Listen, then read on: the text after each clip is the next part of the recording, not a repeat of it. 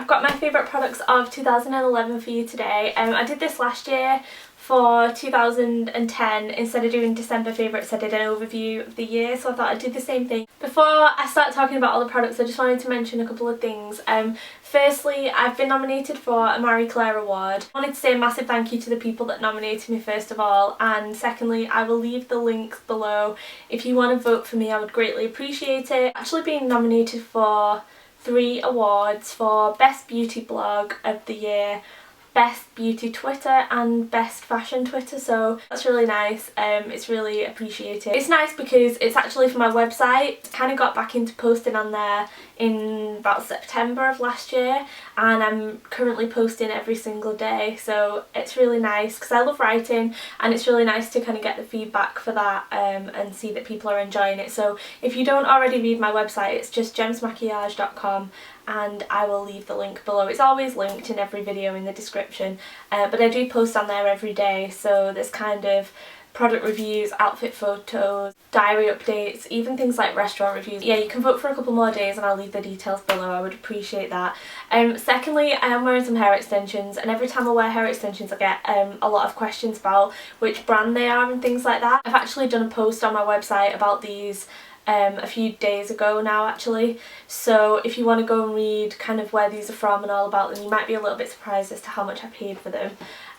So if you want to kind of find out how much I paid for them, then you can go check my blog. So I've condensed this as much as I can, so I'm not like rabbiting on for hours and hours and hours. I'm going to jump in with the hair care because I'm holding the shampoo and conditioner.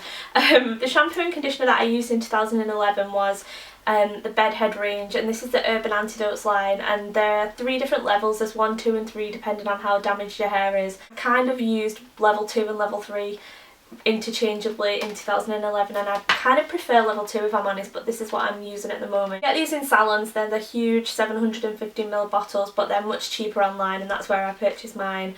There's 2 websites. I'll leave links for everything that I mentioned in this video, but Feel Unique and Cheap Smells both have great deals on these, and depending on the time of year and the month, one is usually cheaper than the other, so it's worth just checking a few different websites. But yeah, I love these. Deep conditioner wise, I pretty much exclusively used the Joico K-Pak.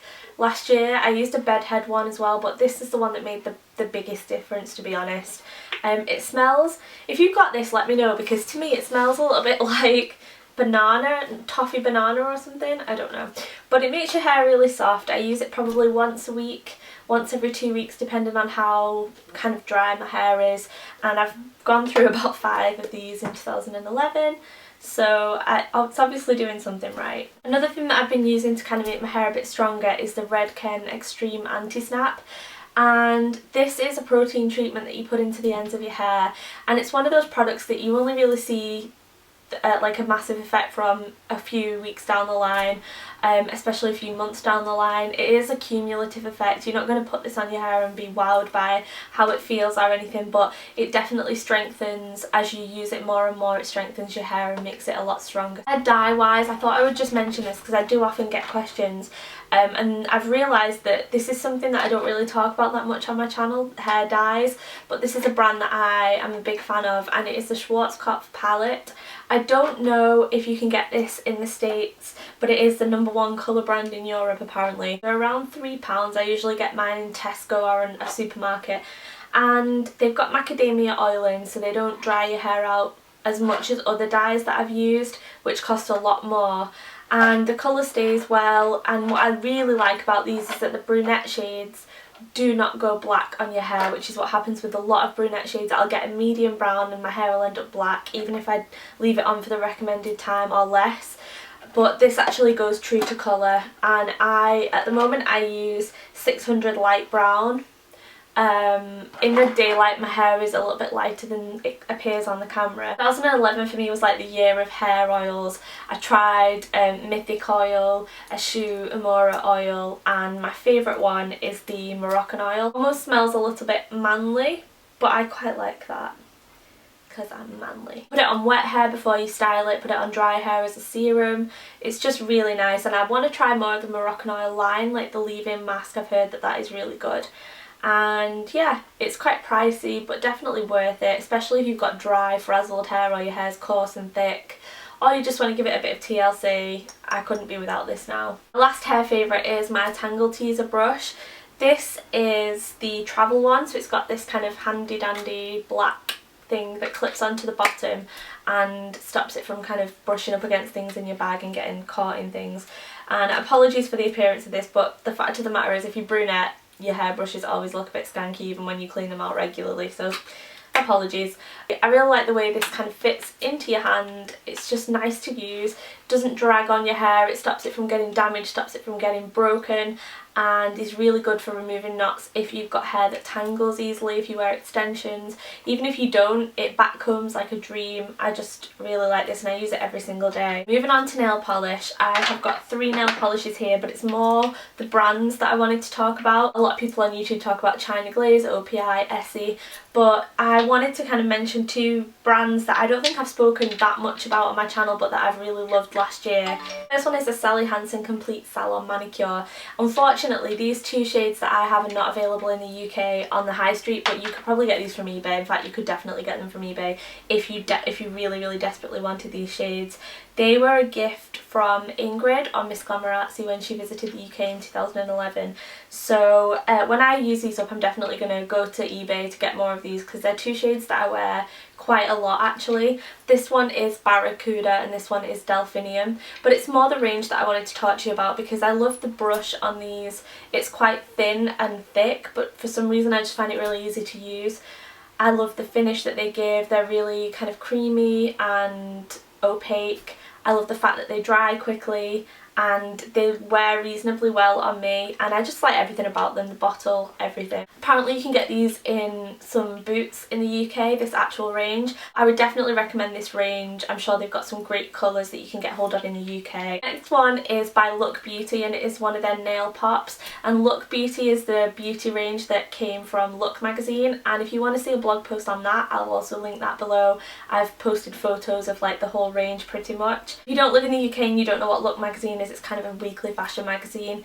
This is in the shade Mink and I'm wearing it right now, although it's all chipped so I'm hesitant to show you up close, but it's a really unusual and pretty colour. I've got a lot of these nude browny taupey kind of colours for my nails, but this is a little bit different because it's kind of got a little bit of purple in there, a pinky kind of hue to it. It's really nice, and these dry quickly. You need about 2 or 3 coats, but they dry so quickly and they're so easy to work with that I am really impressed with them. I've got a lovely lilac shade from them.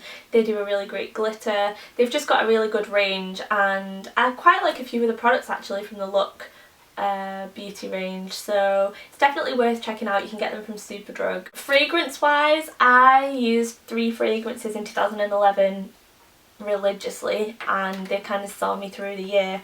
The first one is my signature scent. I hate that phrase, but it's the only phrase I can really use. It's the scent that I wear the most and I've purchased the most in my life. It's kind of, if someone was to describe what I smelled like, this would be it. And it is Stella by Stella McCartney, and it's rose based, but it's not an old lady kind of rose smell like when you get those kind of granny soaps that smell like roses. It's not that kind of rose, it's a lot deeper and it changes over time on your skin, which is really nice. But I always get asked what I'm wearing when I wear this, and it's just so nice. So the Stella by Stella McCartney is kind of the scent that I wear the most.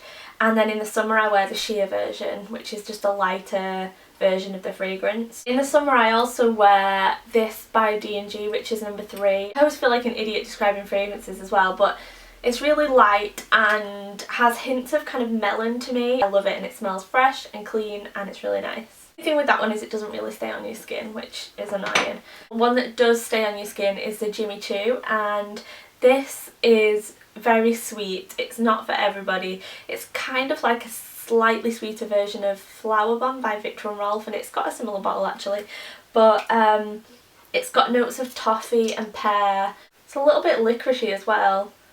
If you haven't smelled this, I definitely recommend that you go and smell it because I personally think it's really nice, and I'll be getting another one of those this year probably. On to skincare, and I don't actually have the skincare product to show you unfortunately because I left it at Matt's and I'm going back there tonight, so I didn't need to bring it with me. Only one thing that I'm mentioning in this, and it's the Clarisonic, and that's because You know, I've used a lot of skincare products over 2011 that I enjoyed, but I think I'm yet to find my routine that I'm going to stick with and use religiously. And I also think skincare products are very, very, very different for different people. But the one thing that's made a big difference to me is the Clarisonic. There have been cleansers that have stood out to me, like the Liz Earle Cleanse and Polish, the Elemis Melting Cleansing Gel, the Aven Extremely Gentle Cleanser. But the Clarisonic, and using the Clarisonic once a day, I usually use it twice a day, but I know that's a little bit too much for some people, is something that has made a massive difference to my skin, and now I couldn't be without it. I do get a lot of questions on the Clarisonic, usually on Twitter, and people ask me to do a review, but I have got one, so I'll leave it below. I filmed it in June, July of last year, but I stand by everything that I said in that review, and yeah, I definitely, if you want more information on the Clarisonic, then you should go watch that, because I tried to be as in-depth as I could be. Moving on to makeup, and I have a box here. In 2011 I started to use primers a bit more often, and I actually moved where I store my primers with all my makeup because I just wasn't using them, and it was a bit of a waste really, because I do have quite a few. But the one that I liked the most in 2011 was the Professional by Benefit, and I got this at the launch of Cha Cha Tint, so it wasn't even the launch of this, they just kind of put this in our goodie bags. I would never have bought this because, like I said, I'm terrible at using primers, I'm really bad. It is a little bit pricey because it's a Benefit product and they're always a little bit pricey, but it really works. Sign of a good product to me is when you notice when you stop using it, and that's what happens with this. I use it around my nose and under my eyes to stop my under eye concealer looking really cakey, and it just helps your foundation go on, makes it last, all the things that primer's meant to do, but the main thing is minimising the pores, hence the name The Professional. Foundation wise, in 2011 I found two that I loved, and the first one is the Chanel Vitalumiere Aqua. I've spoken about this a lot. It's an amazing foundation in terms of making your skin look perfected but not making it look cakey.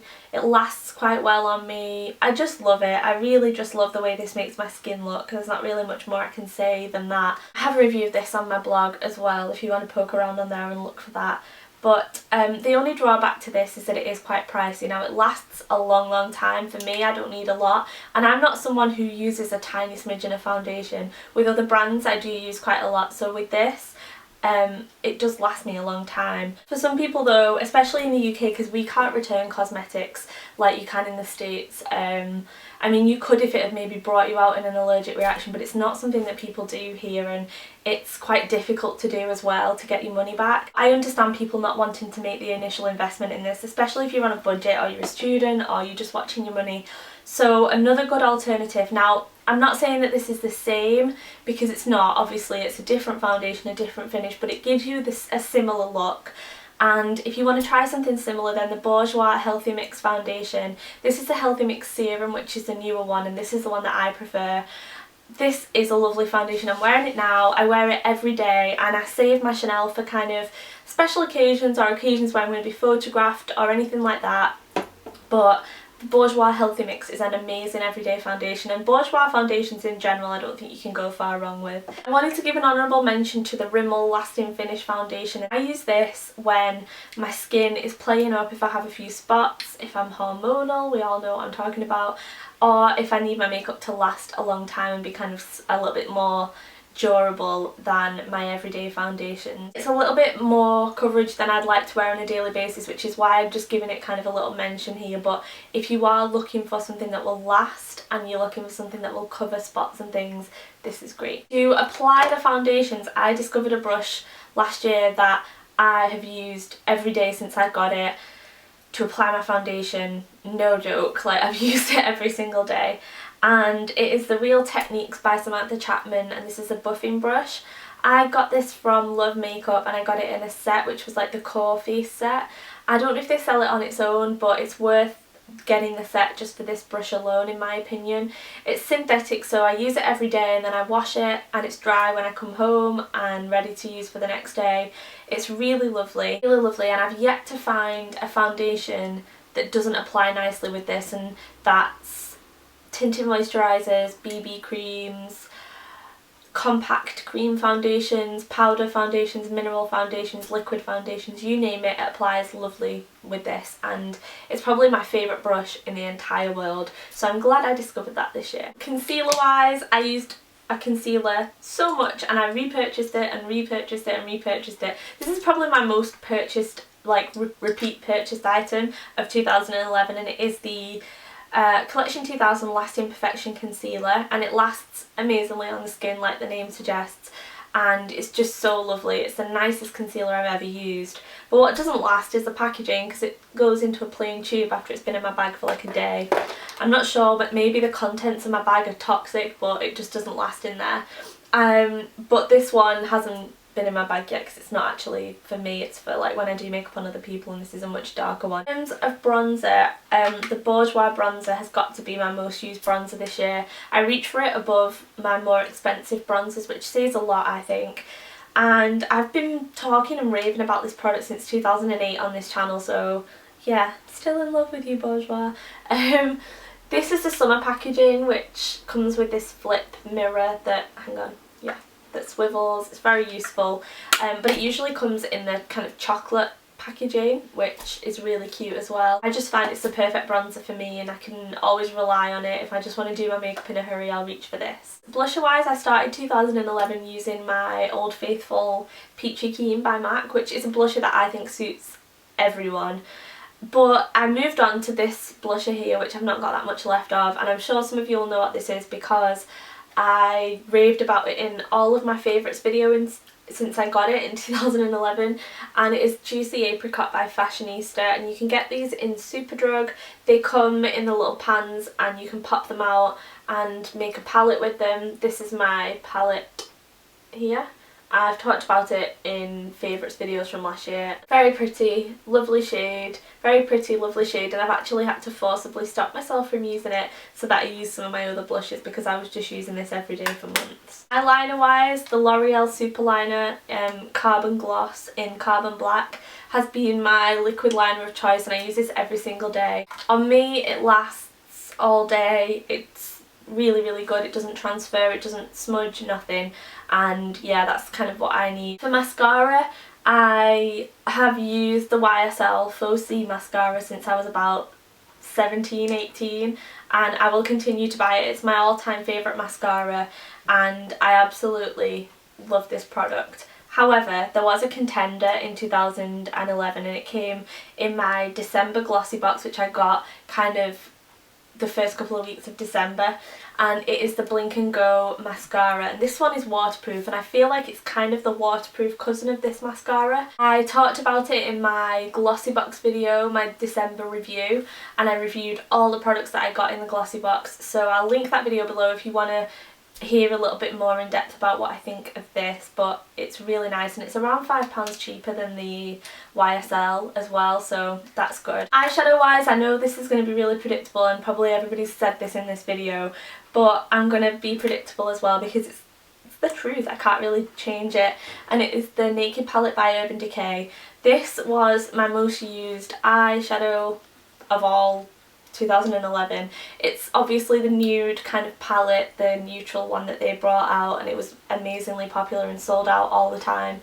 But you can get your hands on it now, and they've actually brought a second one out which is slightly more cool toned, although this is quite cool toned in itself, so I'm not quite sure how that would work. But I'm just going to stick with this one because I still have a lot left of this, and I've got a lot of other eyeshadows that need some love as well. Finally, lip wise, the 17 Mirror Shine lipsticks were something that I loved in 2011. This one that I'm wearing today actually is Beehive. These are similar to a MAC cream sheen finish because they're glossy, moisturising, and just quite shiny on the lips but not sticky. Just really nice to wear and really easy to wear. And they've got a red, if you're kind of afraid of reds because you think they look really matte and a bit scary, then they've got a red called Hollywood, which is lovely, and because it's glossy, it's quite a youthful red, so I definitely recommend that if you're kind of a bit afraid of red lipstick. But this line in general is lovely. Those are my favourite products of 2011. I hope you enjoyed that, and if you've done a video like this, then leave it as a response because everyone else can check them out there. Like I said, I'll leave the links for the Marie Claire voting below. If you wouldn't mind voting for me, I would greatly appreciate it. And all my links for my vlog channel, my personal channel, my Tumblr, my website and all that kind of stuff is below. Yeah, thank you for watching, and I'll speak to you guys soon. Bye!